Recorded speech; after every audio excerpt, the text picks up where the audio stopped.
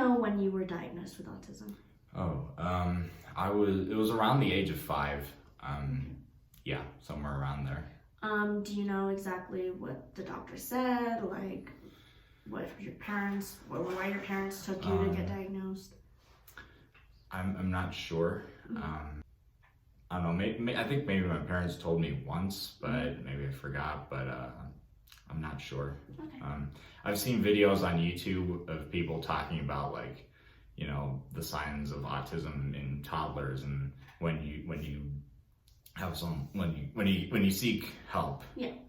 To like see if something's off, but I don't quite know the specifics for me. Okay. So yeah, I'm not sure, but it was around the age of like 4 or 5 that I was diagnosed with autism, and I think maybe even then it was known that I had high functioning autism. Yeah. Okay. How did it affect your relationship with your siblings or parents when you were diagnosed, if it changed at all?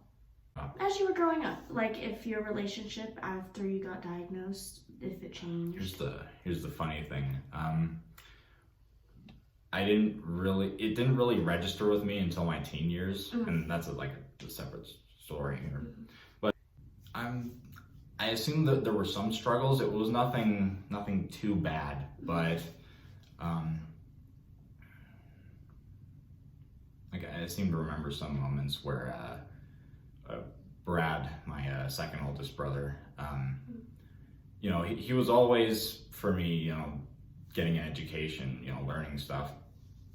But there were times where he was trying to teach me something, and it would just frustrate me to the point of tears, and he had a hard time, and I'll never know, and I'll probably never ask him because it's something very personal, but I've just seen him change, when he had his first girlfriend, like he seemed one way, and I don't think he's ever been the same since. So when I've had moments where I've been frustrated with things or whatever, he hasn't taken it the best. He's very short-fused. Does he make you feel maybe like any less of yourself? At times. It's gotten better over the years as I've grown, as I've you know, learned more things about life, how to deal with more things. It's improved. Yeah.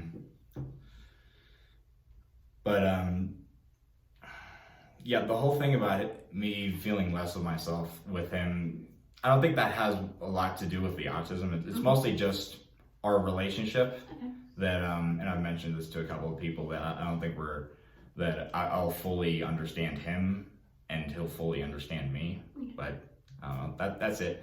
But I would say that, yeah, part of it growing up was that I was just getting frustrated with things, probably easily frustrated with things, and he just wouldn't take it well. Yeah.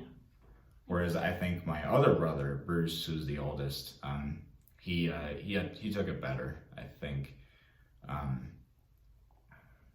Though there were some moments, like when I was going on trips with him, that something would happen, and it's like a switch went off in his head, and he just got, like, you know, so angry and stuff. But nothing serious, no horror stories here. But yeah, I would say that there has been some tension because of this. Okay. Growing up, did you feel like your siblings were like your first best friends at all, or like protected you in any way? Friends thing. Maybe it's weird, because by the time I was born and, you know, going to school and getting to know them, they were already like either in their last years of high school or preparing to go to college, which is what my brother Brad did. My brother Bruce, he just got jobs at different places.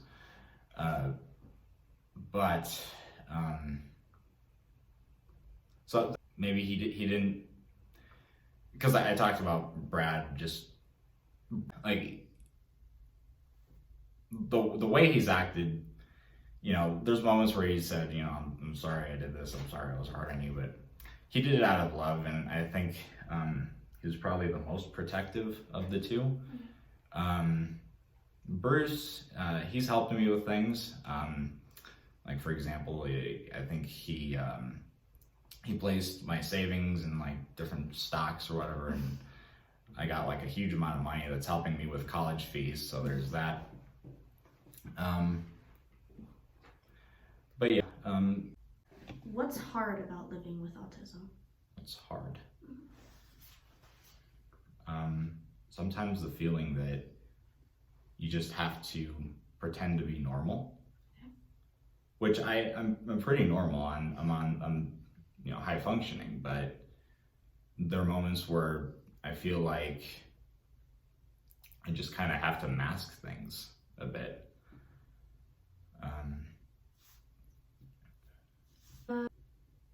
That I still feel like that at certain points, but it's gotten better. I've gotten to the point where I've accepted it.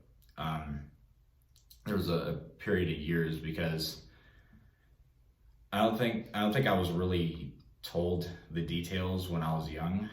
I was told them when I was a teen already, going into high school, and you can imagine, going into high school, that's a weird transition for anyone, trying to fit in with everyone else.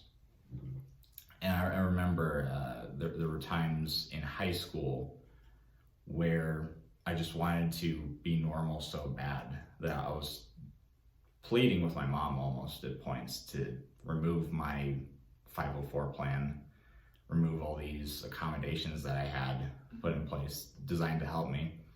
It was a hard few years, just kind of accepting it. I was denying it for a while, and then I don't quite remember what inspired me to just kind of, okay, just resolution. This is who I am. It's nothing to be ashamed of. But yeah, overall, I've learned to do that. Previous me wouldn't be doing this interview.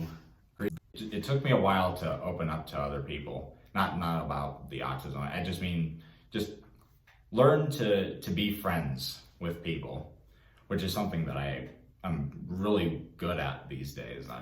I feel I can talk to pretty much everyone that I encounter. But I've had some tough experiences here and there with friends. One of them, and maybe that had to do with the fact that over the course of high school, I entered high school just kind of still introverted, not doing many things. High school, that's where I formed my group of like 4 friends, including me, and we still like go out to the movies or we go bowling or whatever. I've been doing that for years now.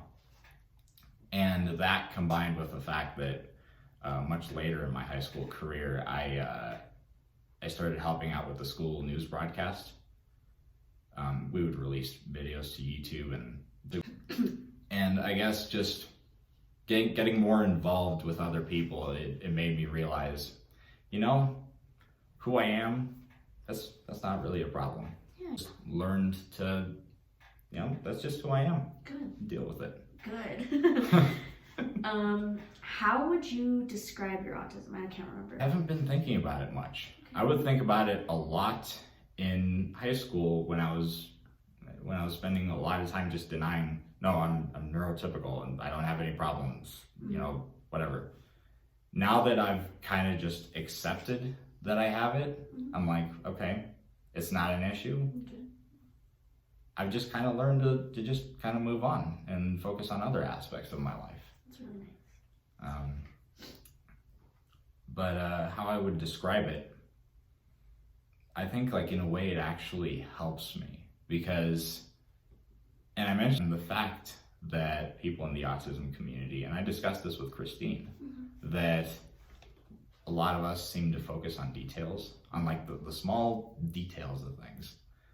I think that's helped me critique film because I can notice more like, okay, this film did this well, and it was a subtle element, but it works for film in this way or something. Yeah. Or like, you know, this doesn't work for the film because it does this, and it's like being able to look at the small things kind of helps with like the big picture of things, I would say.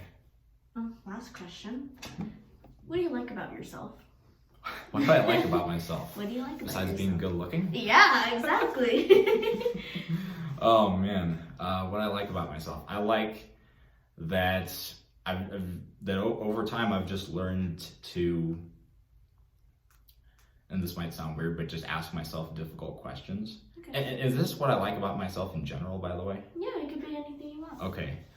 That lately I've just kind of grown as a person. I've tried a lot of new things. Like if you sent me back in time to like version of me in middle school, yeah, they would be like, who? Like, no, that's middle school me would be like, we're like, no, there's no way I'm gonna be that dude, you know. But yeah, if you were to tell middle school me, he wouldn't understand. He'd be like, that's not me. But yeah, I like that I've been able to try new things. But me being able to ask myself difficult questions. Recently, I've been kind of like, before I decided that I was going to change my major from computer science to film, there was this long period of time where I was just trying to force computer science to work. Yeah. Where I should have just realized, I gave it a shot. This isn't working.